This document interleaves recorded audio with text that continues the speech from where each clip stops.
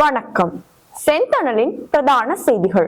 விரிவான செய்திகளுக்கு முன் தலைப்புச் செய்திகள். ஊடகவியலாளர் நிமலராஜனை படுகொலை செய்தது EPDP. விசாரணை குறித்து ஸ்ரீதரன் MP கேள்வி. A9 வீதியில் மோட்டார் சைக்கிளை மோதி தள்ளிய டிப்பர். பாடசாலை மாணவர் காயம். கிளிநொச்சியில் உணவு கடைகள் தற்காலிக மூடல். நாமலின் திருமண கொண்டாட்டத்தில் மின்சார மோசடி. மனுவை விசாரிக்க நீதிமன்றம் அனுமதி. வீடொன்றுக்குள் நடந்த பயங்கரம். தாயும் மகனும் கொடூரமாக படுகொலை.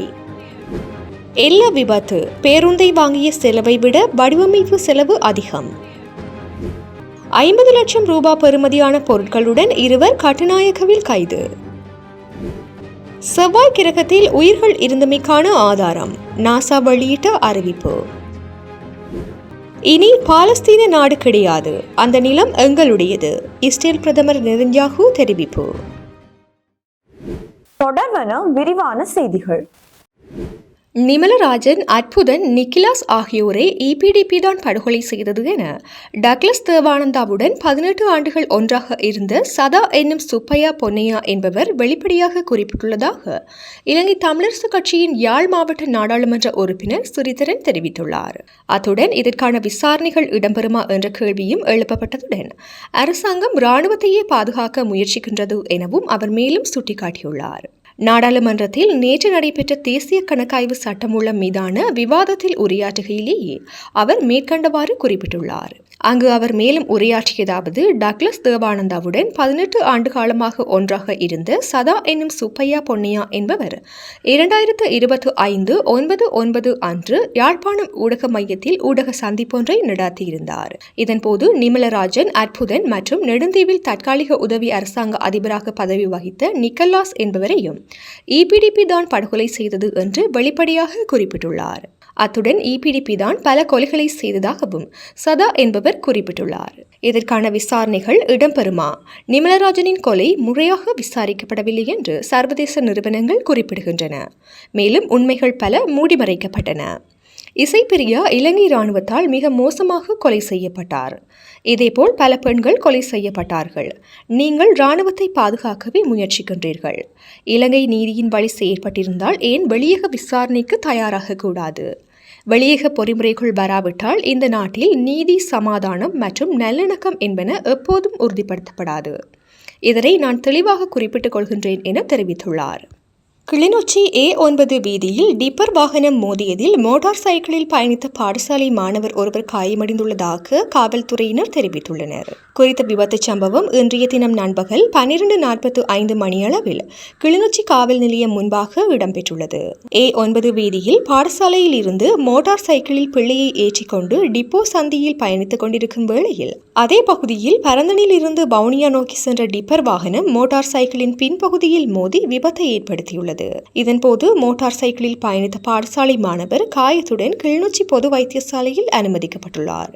இந்த நிலையில் விபத்தை ஏற்படுத்திய டிப்பர் வாகன சாரதி தப்பிச் செல்ல முற்பட்ட வேளையில் வீதியால் சென்ற பொதுமக்கள் டிப்பர் சாரதியை மடக்கி பிடித்து காவல்துறையினரிடம் ஒப்படைத்துள்ளனர்.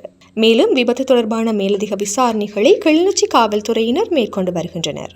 நாச்சிக்குடா பகுதியில் சுகாதார சீர்கேட்டுடன் இயங்கி வந்த 2 உணவு கடைகள் கிளிநொச்சி நீதிமன்றத்தின் கட்டளையோடு தற்காலிகமாக மூடப்பட்டுள்ளன.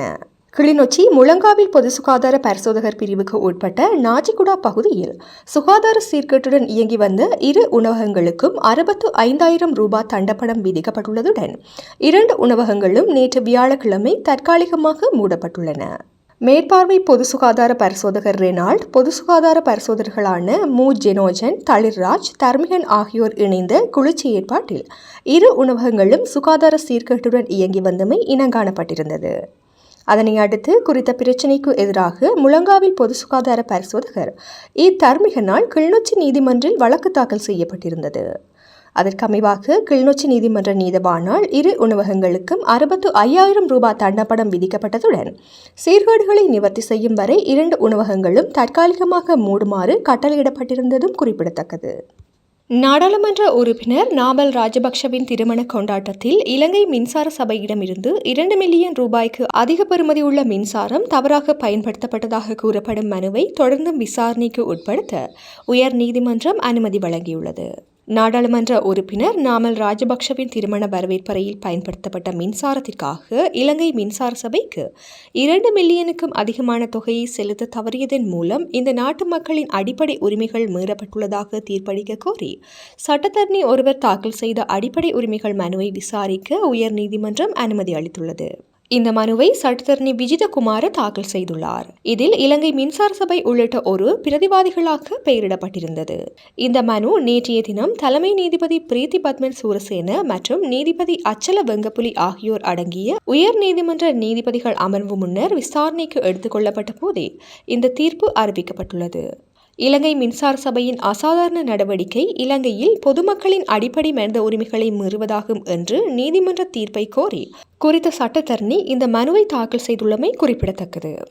தென்னிலங்கையில் வீடொன்றில் ஒரே குடும்பத்தை சேர்ந்த தாயும் மகனும் கூரிய ஆயுதத்தால் வெட்டி கொலை செய்யப்பட்டுள்ளதாக காவல்துறையினர் தெரிவித்துள்ளனர். இந்த சம்பவம் கரந்தனிய கொட்டவெல பகுதியில் நேற்று இரவு இடம்பெற்றுள்ளதாக கரந்தனிய காவல்துறையினர் தெரிவித்துள்ளனர். கொட்டவெல பகுதியைச் சேர்ந்த 75 வயதுடைய கஹுரு குணவத்தி என்ற பெண்ணும் அவரது 25 வயதுடைய மகன் சதுரங்க திசநாயக்கவும் உயிரிழந்துள்ளதாக காவல்துறையினர் தெரிவித்துள்ளனர். 2 கொலைகளும் ஒருவரால் செய்யப்பட்டதாகவும் சம்பவம் தொடர்பில் எவரும் கைது செய்யப்படவில்லை எனவும் காவல்துறையினர் தெரிவித்துள்ளனர். மேலும் சம்பவம் குறித்து கரந்தனிய காவல்துறையினர் மேலதிக விசாரணைகளை முன்னெடுத்துள்ளனர். இந்த நிலையில் கொலை சந்தேக நபராக அயல் வீட்டில் வசிக்கும் 43 வயதுடைய ஒருவர் மீது காவல்துறையினர் சந்தேகம் வெளியிட்டுள்ளமை குறிப்பிடத்தக்கது. எல்ல பகுதியில் விபத்துக்குள்ளான பேருந்தை 55 லட்சம் ரூபாவுக்கு வாங்கியதாகவும் அதனை 70 லட்சம் பெறுமதியில் வடிவமைப்பு செய்ததாகவும் பேருந்து உரிமையாளர் தெரிவித்துள்ளார். நுவரெலியா மாவட்ட தலைமை மோட்டார் வாகன ஆய்வாளர் ஜாலிய பண்டார இன்று ஊடகங்களுக்கு வெளியிட்ட சிறப்பு அறிக்கையிலேயே இந்த விடயம் தெரியவந்துள்ளது.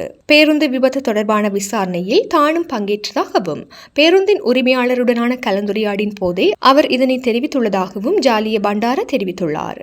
பேருந்தின் வடிவமைப்பிற்காக அதிக பணம் செலவிடப்பட்டிருந்தாலும் அதனை சரியான முறையில் பராமரிக்கவில்லை என்பது விசாரணையில் தெரியவந்துள்ளது. பேருந்து சக்கரங்களின் ட்ரம் பகுதி வெப்பமடைவதால் அதனை செங்குத்தான சாலைகளில் செலுத்தும் போது பிரேக் செயலிழப்பதற்கான வாய்ப்புகள் அதிகம் எனவும் பண்டார தெரிவித்துள்ளார். அத்துடன் சுற்றுலா செல்வோர் தாங்கள் தேர்ந்தெடுக்கும் வாகனத்தின் பாதுகாப்பு, வாகனம் முறையாக பராமரிக்கப்படுகின்றதா மற்றும் வாகன ஓட்டுநரின் பழக்க வழக்கங்கள் குறித்து சிறப்பு கவனம் செலுத்த வேண்டும் எனவும் இதன்போது அவர் தெரிவித்துள்ளார். சட்டவிரோதமாக நாட்டுக்குள் கொண்டு வரப்பட்ட நவீன கையடக்க தொலைபேசிகள், டேப் கணனிகள், அழகு சாதன பொருட்கள் மற்றும் சிகரெட்டுகளையும் கஞ்சாவையும் பொதி செய்ய பயன்படுத்தப்படும் பெட்டிகளுடன் பெண்கள் உட்பட 2 கட்டுநாயக்க விமான நிலையத்தில் வைத்து விமான நிலைய சுங்க அதிகாரிகளால் இன்றைய தினம் வெள்ளிக்கிழமை அதிகாலை கைது செய்யப்பட்டுள்ளனர். கைது செய்யப்பட்டவர்கள் கொழும்பு பிரதேசத்தை சேர்ந்த 32 வயதுடைய ஆணும் 45 வயதுடைய பெண்ணும் ஆவர். கைது செய்யப்பட்ட 2 வர்த்தகர்கள் ஆவர். சந்தேக நபர்கள் 2 துபாயிலிருந்து இன்றைய தினம் அதிகாலை 5:30 மணியளவில் கட்டுநாயக்க விமான நிலையத்தை வந்தடைந்துள்ளனர். பின்னர் சந்தேக நபர்கள் 2 கட்டுநாயக்க விமான நிலையத்தின் வழியாக விமான நிலையத்தை விட்டு வெளியேற முயன்ற போது விமான நிலைய சுங்க அதிகாரிகளால் சோதனைக்கு உட்படுத்தப்பட்டுள்ளனர். இதன்போது சந்தேக நபர்கள் 2 கொண்டு வந்த 5 பயண பொதிகளில் இருந்து 132 நவீன கையடக்க தொலைபேசிகள், 14 டேப் கணினிகள், அழகு சாதன பொருட்கள் மற்றும் சிகரெட்டுகளையும் கஞ்சாவையும் பொதி செய்ய பயன்படுத்தப்படும் 1700 பெட்டிகள் என்பன கைப்பற்றப்பட்டுள்ளன. கைப்பற்றப்பட்ட வெளிநாட்டு சிகரெட்டுகளின் மொத்த பெறுமதி 50 லட்சம் ரூபாய் என விமான நிலைய போதைப்பொருள் தடுப்பு பிரிவினர் தெரிவித்துள்ளனர். மேலும் இது தொடர்பாக மேலதிக விசாரணைகளை விமான நிலைய சுங்க அதிகாரிகள் மேற்கொண்டு வருகின்றனர். இனி சர்வதேச செய்திகள்.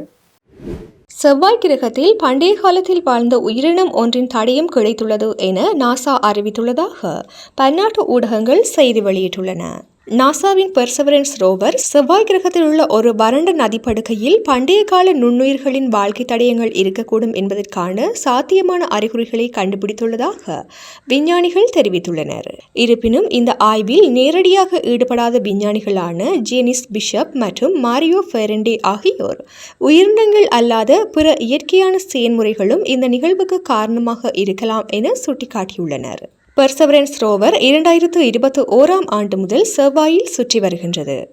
இதனால் நேரடியாக உயிரினங்களை கண்டறிய முடியாது என்பதனால் அதற்கு பதிலாக பல பில்லியன் ஆண்டுகளுக்கு முன்பு உயிரினங்கள் வாழ்வதற்கு மிகவும் பொருத்தமான இடங்களாக கருதப்பட்டிருக்கும் பாறைகளில் துளையிட்டு மாதிரிகளை சேகரிக்கின்றது.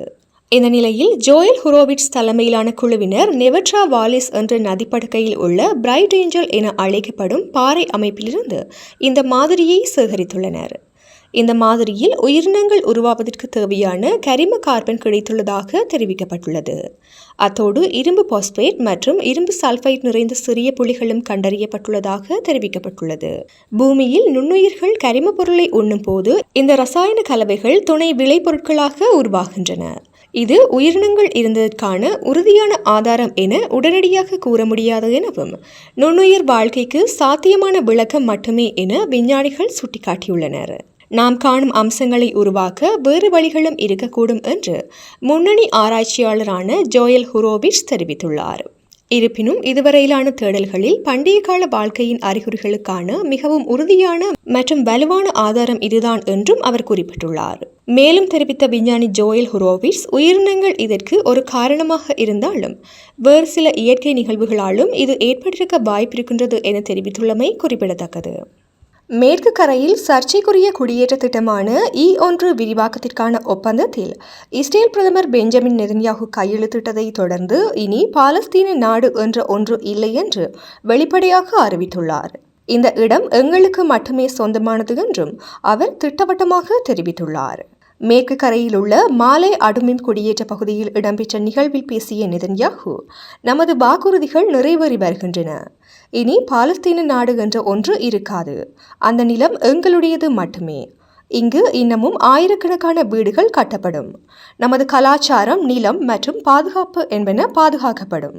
மேற்கு கரையின் மக்கள் தொகை இரட்டிப்பாக்கப்படும் என்று தெரிவித்துள்ளார். சர்வதேச எதிர்ப்பால் பல ஆண்டுகளாக முடங்கியிருந்த E1 திட்டம் மேற்கு கரையில் சுமார் 3000 புதிய இஸ்ரேலிய வீடுகளை கட்டுவதை நோக்கமாக கொண்டது.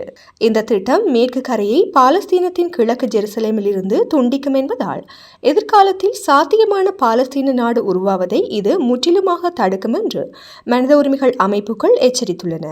ஐக்கிய நாடுகள் சபை உட்பட பல சர்வதேச அமைப்புகள் E1 குடியேற்ற திட்டம் குறித்து கடும் கவலை தெரிவித்துள்ளன. இந்த திட்டம் 2 அரசு தீர்வுக்கு ஒரு அச்சுறுத்தல் எனவும் ஐநா தெரிவித்துள்ளது. இஸ்ரேலிய குடியேற்றங்கள் சர்வதேச சட்டத்தின் கீழ் சட்டவிரோதமானவை என்று ஐநா தொடர்ந்து கூறி வருகின்றது. தற்போது மேற்கு கரை மற்றும் கிழக்கு ஜெருசலேமில் உள்ள சுமார் 7 லட்சம் இஸ்ரேலிய குடியேற்றவாசிகள் வசித்து வருகின்றனர். இஸ்ரேல் பிரதமர் நெதன்யாகுவின் இந்த அறிவிப்பு இஸ்ரேல் பாலஸ்தீன மோதலில் ஏற்கனவே நிலவி வரும் பதற்றத்தை மேலும் அதிகரித்துள்ளமை குறிப்பிடத்தக்கது. இத்துடன் செய்திகள் நிறைவடைகின்றன. வணக்கம்.